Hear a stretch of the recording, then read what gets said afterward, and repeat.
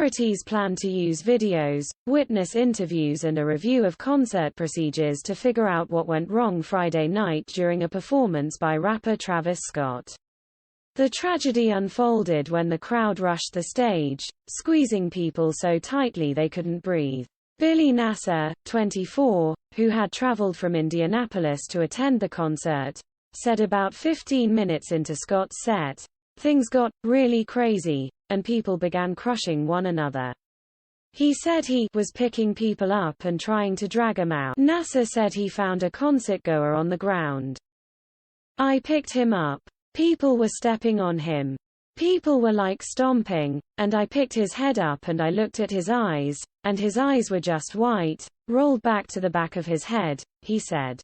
Over the weekend, a makeshift memorial of flowers, votive candles, condolence notes and T-shirts took shape outside at NRG Park. Michael Suarez, 26, visited the growing memorial after the concert. "It's very devastating. No one wants to see or hear people dying at a festival," Suarez said.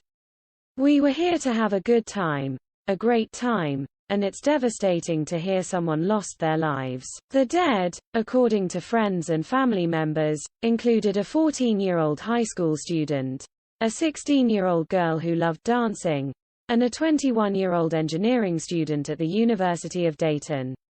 The youngest was 14, the oldest 20. Houston officials did not immediately release the victims' names or the cause of death, but family and friends began to name their loved ones and tell their stories Sunday.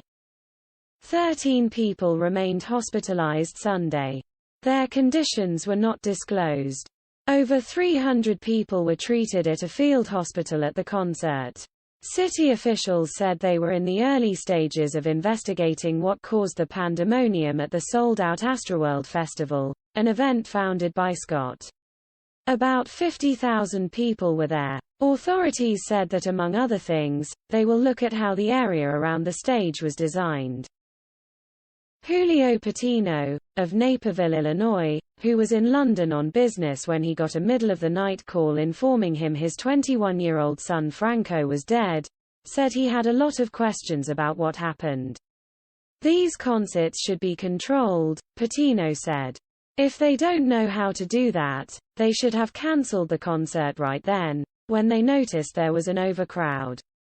He added, "They should not wait until they see people laying down on the floor, lifeless." Stephen Adelman, vice president of the industry group Event Safety Alliance, which was formed after the collapse of a stage at the Indiana State Fair in 2011 killed 7 people, helped write industry guidelines widely used today. He said investigators will examine the design of the safety barriers and whether they correctly directed crowds or contributed to the crush of spectators.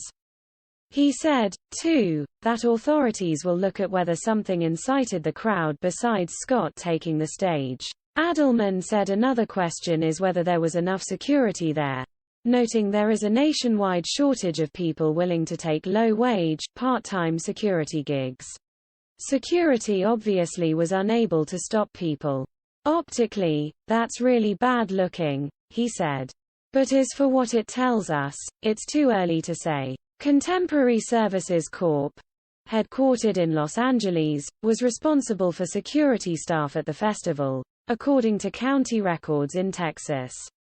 Representatives for the company, which advertises online as being recognized worldwide as the pioneer, expert and only employee-owned company in the crowd management field, did not immediately respond to emails and phone messages. Houston Police and Fire Department officials said their investigation will include reviewing video taken by concert promoter Live Nation, as well as dozens of clips from people at the show. Officials also plan to review the event's security plan and various permits issued to organizers to see whether they were properly followed. In addition, investigators plan to speak with Live Nation representatives, Scott and concertgoers.